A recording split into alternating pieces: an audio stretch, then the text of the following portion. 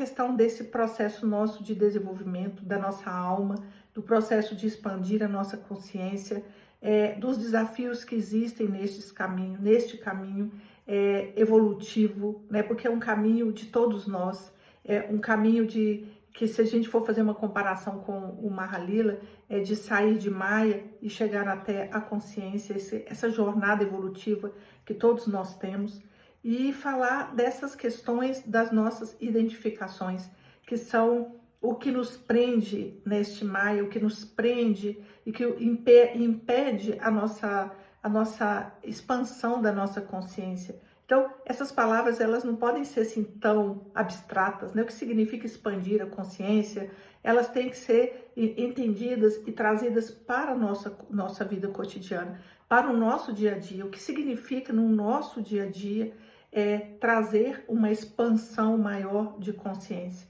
Então, para que a gente entenda o que é expandir a consciência, nós vamos ter que entender o que é encolher a consciência, o que é prender-se em alguma coisa.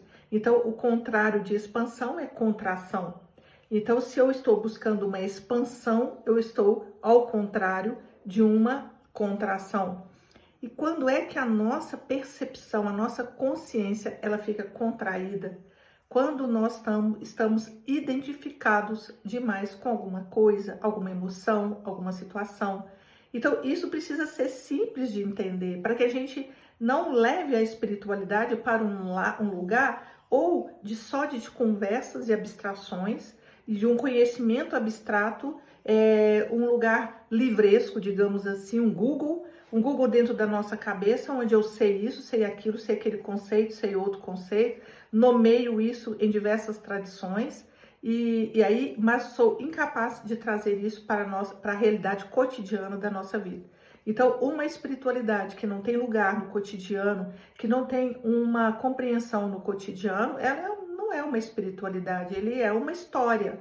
Ela é um conhecimento acadêmico, enciclopédico, que nos serve para o nosso dia a dia, que a gente não pode colocar em prática no nosso dia a dia. Então, não adianta eu saber um monte de nome sânscrito, um monte de questões, religiões comparadas e tal e qual, e ali, se na prática eu não sei colocar um ensinamento. E o Shiva Shambhu, ele fala muito isso, né? Um dos lemas dele é: mais vale um grão de prática do que uma tonelada de conhecimento. Mais vale um grão de prática do que uma tonelada de conhecimento. Então, dessa tonelada de conhecimento que nós todos, de certa maneira, temos, porque faz parte da estrutura contemporânea, né? A gente saber de muita coisa, entender de muita coisa, assistir muitos vídeos, então a gente sabe de muitos assuntos, e esse saber de muitos assuntos são conhecimentos, eles não são práticas. E tem uma grande diferença entre uma coisa e outra. Então, de novo, a regra: mais vale um grão de prática do que uma tonelada de conhecimento. E nesse universo da espiritualidade, as pessoas confundem isso muito e às vezes se sentem não capazes de um caminho espiritual evolutivo mais responsável, digamos assim, porque confundem exatamente a prática com a tonelada de conhecimento. Então, você chega numa pessoa que tem uma tonelada de conhecimento, que é um verdadeiro Google, e ali ou uma IA, né, uma IA ambulante, e ali você fala: nossa, aquela pessoa, ela conhece muito de espiritualidade, e muitas vezes eu mesma ficava muito encantada com pessoas com muito conhecimento. Muito conhecimento. E daí? O que tem adianta ter muito conhecimento? Se esse conhecimento ele não é aplicável ao seu dia a dia. O que adianta eu saber todas as palavras sânscritas do tabuleiro do Mahalila se eu não entendo de um jeito muito simples o que está dizendo ali? Se eu não entendo e aplico isto simples mesmo no meu dia a dia. Então, para que a gente entenda simples, bem simples, do que se trata isso, do que se trata expandir a nossa consciência ou contrair a nossa consciência, nós precisamos de entender uma coisa que significa isso. Significa apegar-se, agarrar-se, ou seja, atrair, ficar preso em alguma coisa da nossa emoção ou da nossa mente. Nós contraímos a nossa consciência, ou ser capaz de soltar e expandir. Se a gente for pensar em termos bem simples e práticos, todos nós temos essa experiência onde você ficou preso em alguma dor, por exemplo, alguma ideia, e a sua mente ficou restrita na percepção limitada. Ela ficou presa em alguma coisa que você não conseguia soltar. Por que eu não estou conseguindo soltar? Por causa das minhas emoções, das minhas questões, das minhas ideias. Então, nós ficamos numa caixinha perceptiva. Nós ficamos ali naquele lugar onde só aquilo, naquela bolha de pensamento, naquela bolha emocional, e aí a nossa consciência fica restrita àquela situação. Então, todos nós já vivemos isso e a gente tem experiência disso. Quando você, de repente, teve alguma situação que te prendeu, sempre nós vamos falar de prender ou soltar. Essa situação, ela prendeu você em algum aspecto emocional, quando você, por exemplo, ficou apaixonado por alguma situação. Esse apaixonado pode ser apaixonado em termos amorosos, que você quer aquela pessoa, aquela situação, ou apaixonado como rejeição. Então, eu estou tão apaixonado pela ideia de raiva de uma situação que eu estou apaixonado igual, que eu estou preso igual naquele assunto. E aí a minha vida se restringe àquilo. Aquela situação, ela vira o foco e o centro da nossa atenção. Então, quando nós estamos presos, e isso Mahalila fala muito, né, da identificação. Então, ele vai chamar isso de identificar-se com alguma situação. Então, quando a gente está muito identificado, sem capacidade de soltar, toda a nossa vida, ela fica em torno daquele ponto. E se a gente for ver lá na psicologia, nós podemos até chamar isso de um complexo, onde tem um ponto de atração que você circula ali ao redor dele. Então, nós somos magnetizados para aquele ponto. Aquele ponto, ele tem uma força atrativa que a gente fica colapsado em relação àquela força atrativa. E as nossas emoções, elas são muito geradoras disso. Então, as emoções são naturais, mas como é que eu olho e lido com ela, faz com que eu possa ou não ter a capacidade de soltar daquele estado ou não. Então, se eu estou com uma situação de raiva, então vamos imaginar aqui uma situação de raiva. Então, a raiva, ele tem esse poder, não só a raiva, mas como todas as emoções, o medo, a raiva e todas essas emoções que permeiam a nossa existência e que são naturais. O problema é que elas são naturais, mas elas devem passar. A gente não pode ficar colapsado nelas. Enquanto nós estamos colapsados nela, e aí se trata um trabalho de autoobservação, para observar esses pontos onde todo o nosso psiquismo, ele é atraído para um ponto.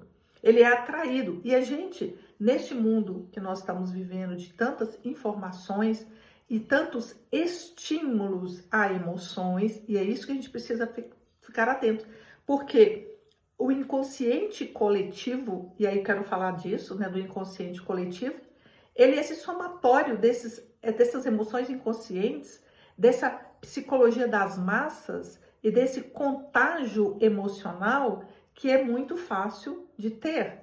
Então, se tem um vírus que a gente precisa temer, é o vírus do contágio emocional. Então, se uma pessoa está com medo, a outra que está do lado, se ela não tem consciência, ela mesmo sem antes ter medo daquela situação, ela pode ser contaminada por essa emoção. E ali nós vamos virando um bloco de inconscientes coletivos, de pessoas, de coletivos que estão vibrando numa energia que está num nível, numa energia onde você está em bloco. Então você perde a noção de inconsciente pessoal e fica colapsado ali no inconsciente coletivo. E como nós temos muitas informações e muitas redes sociais e sem filtro, porque o ponto é que é sem filtro. Então não se trata de uma real informação. Eu quero realmente me informar sobre um assunto que me interessa, que me toca, que me corresponde olhar. Então, eu vou olhar esse assunto onde? Então, de uma maneira geral, nós não temos esse filtro.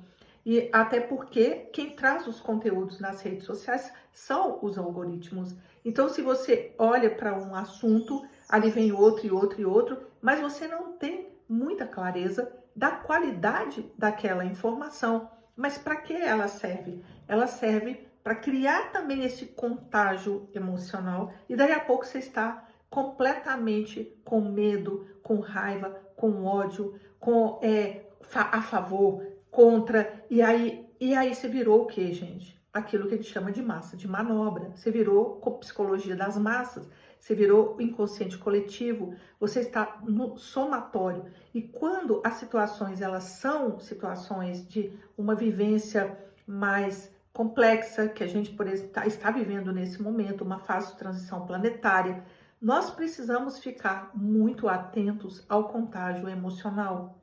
Precisamos aprender a manter no centro de nós mesmos e desidentificar destas forças coletivas, porque as forças coletivas, elas são muito atrativas. Então, eu vou dar um exemplo aqui, como uma avalanche ou como uma tempestade que o rio ele enche de uma hora para outra, e você está ali perto. Então, ou qualquer coisa assim de massa, de movimento grande de coisas. Então, vamos buscar isso na natureza como uma enchente, um rio que perto de montanhas, aqui em Minas Gerais tem muito cabeça d'água. Então, o que é cabeça d'água? Quando tem um riachinho pequenininho e naquele riachinho ali, na Serra do Cipó, tem muito isso. Então, as pessoas que vivem ali perto, eles sabem do perigo que é uma cabeça d'água, que é como se chama aqui. Que você tá lá, tá um dia de sol, tá um dia bonito, mas é época de chuva. E ali chove na cabeceira do rio. E a água que desce é uma questão de minutos, de segundos. A água que veio lá da cabeceira e aquele pequeno riachinho que antes que você põe o pé, ele não afundava nem até a sua canela, era só um riachinho, bem riachinho mesmo. Em questão de segundos, ele tem uma correnteza e o rio ele sobe 5 metros e ali muitas pessoas são engolidas por essa correnteza. Muitas pessoas, elas morrem até nessas cabeças d'água, porque o rio, ele não vem subindo devagar. Quando ele vem como uma onda, como uma tsunami de rio. Então ele vem, engole tudo que vem pela frente. Então isso é uma cabeça d'água. Então, se você está próximo dessa energia de cabeça d'água, você não tem como sair dela, você é atraído por aquilo. O mesmo acontece em níveis emocionais com situações coletivas. Então, uma situação coletiva, ela tem essa capacidade atrativa de e de repente todo mundo está dentro e na onda e você, quando você vê, você já foi. Você já foi e toda emoção, ela gera. Isso, observem para vocês verem. A emoção, um pensamento e uma ação. Então, a emoção, ela vai gerar uma forma de pensar, um diálogo interno, uma forma de falar, uma expressão verbal e também uma ação. Então, o que a gente precisa perceber é que nessa tríade, eu preciso olhar para a emoção para ter pensamentos corretos e ação correta, ação sábia. Então, quando a gente está nesse movimento, que é ser tomado pelo movimento, nós vamos ter uma ação inadequada. E isso é o grande perigo. Um pensamento inadequado, mas pior ainda, é uma ação impulsiva, inadequada, que vai obrigar você a rever de novo isso para que você corrija uma ação errada e inadequada. Então, numa época de muitas questões de transição planetária, que estão todos falando sobre isso, e não precisa de ninguém falar, é só sentir, é só parar um pouco e falar assim, estamos vivendo épocas desafiadoras. Então, em situações onde há uma eclosão de forças, então nessas épocas de transição, Se a gente for ver lá no hinduísmo, são mudanças de eras cósmicas. Então, Kali, fala-se muito dessa época como Kali Yuga. E quem é Kali Yuga? Né?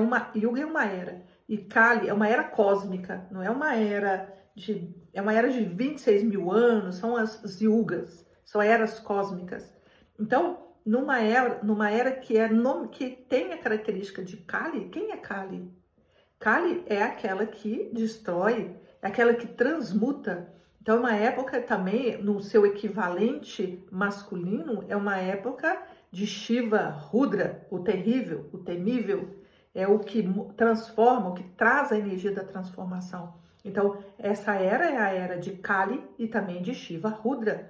Não é o Shiva compassivo, não é o Shiva só transcendente, mas é o Shiva que tem ali mesmo a espada, que tem ali a força da transmutação.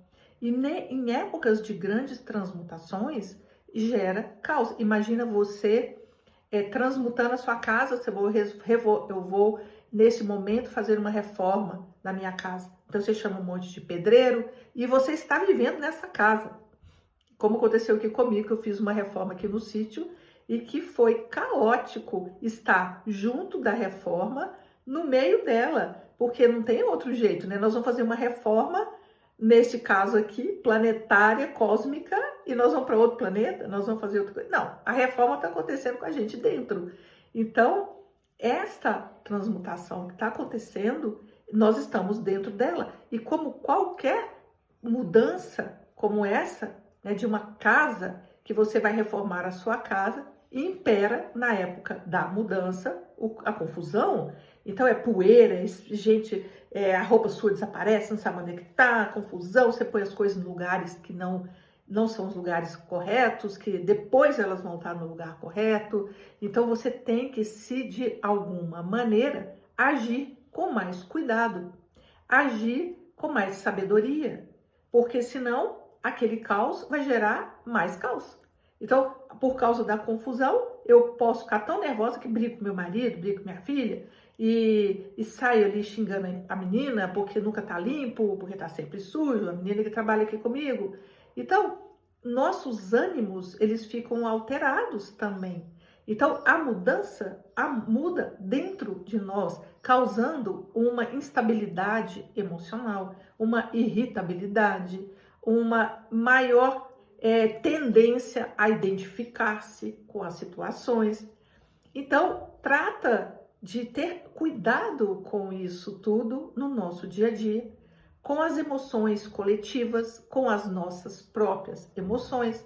Então, se a gente for capaz de trazer um olhar de observador, de respirar um pouco, então, na prática, no dia a dia, a capacidade que nós temos de respirar, de parar um pouco antes de agir, de não ser tão impulsivo, de não ficar tão contaminado com situações que não te correspondem, que você não tem uma ação adequada para aquela situação. Então aí entra a nossa sabedoria, aí entra a nossa capacidade de parar um pouco, respirar, rezar, orar. Então aqui não importa se você é New Age, se você é hindu, se você é espírita, se você é católico, cristão, protestante, não importa, isso é para todos. E na sua habilidade e naquilo que você tem mais familiaridade, você vai ter que buscar os seus recursos para manter-se mais tranquilo, apesar da confusão. Porque se você não conseguir manter-se mais tranquilo, apesar da confusão, você vai ser engolido pelas forças coletivas. E é isso que está em jogo e o perigo é esse. É como se fosse numa confusão, aquele que mantém-se mais tranquilo tem melhores saídas. Se eu estou mais tranquila, eu vou saber como agir melhor. Aquele que é mais assustado, mais medroso, mais identificado ou mais raivoso com as situações, ele tende a agir de impulso e ali ele não respira, ele não observa o que está ali que precisa ser observado. Então, a importância de manter a estabilidade, manter a mente tranquila apesar do caos, não ser totalmente tomado pelas emoções coletivas. Quando a gente é tomado pela emoção coletiva, Jung fala isso, né, do inconsciente coletivo, nós somos guiados pelo inconsciente. Então, se você é gatilhado dessa maneira, identificado dessa maneira com o inconsciente coletivo, isso pode ser o medo coletivo, a raiva coletiva, a indignação coletiva. Você perde a capacidade de discernimento, porque a força que te comanda é a força coletiva. Então, nesse momento, o maior dharma da nossa época, é o discernimento. É a capacidade de discernir. Eu tenho que ir para aqui ou tenho que ir para ali, sem ser comandado pela força coletiva inconsciente. Por quê? Já tem um nome aí, inconsciente. É uma avalanche. Então, quando vem aquela avalanche de neve lá de cima, vem aquela bola, ela tem o seu movimento próprio. E ali, se você enfiou naquela bola, ela tem um movimento próprio. Você não consegue sair. É como entrar numa avalanche de neve, mas também como entrar nessa energia de uma enchente. Então, você é tomado pela correnteza. E se você é tomado pela correnteza, não tem nada que te salve. O caminho, o destino da correnteza é o dela, é o próprio, é um caminho que ela... E não tem como te salvar, não tem como pegar a mão de uma pessoa que já enfiou na correnteza, já afogou, e já caiu no bueiro, aí você vai encontrar ela depois, lá aonde, no destino que aquela correnteza teve. Aquela correnteza entra ali no fluxo dela, então já não tem controle, ninguém tem controle, ninguém. Então ali já foi. Tomou, entrou. Então, a questão não é você ficar neutro totalmente, alienado. Neutro sim, alienado não. Não se trata de alienação, trata-se de percepção e trazer à tona a capacidade toda que nós temos de discernimento.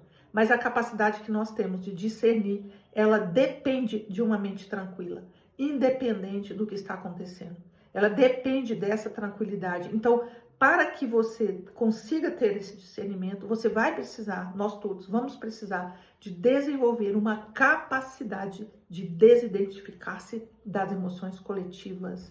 Quando você vê que você está muito gatilhado, está estou ali com o ódio subindo, com o medo subindo desesperado, é hora de parar. É hora de parar, sentar, meditar, fazer uma caminhada, respirar profundo, ver, peraí, eu estou muito gatilhado, eu estou muito ativado, estou ativado demais. E essa ativação minha está me fazendo fazer o quê? Eu com essa ativação sou capaz de pensar com discernimento? Eu com essa ativação toda, eu sou capaz de falar a palavra correta nessa situação? Ou eu estou inflamado, olha a palavra. Então, quando a gente não se dá conta dessas nossas emoções e a gente não consegue desinflamar, a nossa ação, ela é também inflamada e não é. E você perde, na medida que você vai inflamando, você vai perdendo a capacidade de discernir. E discernir é o Dharma da nossa era.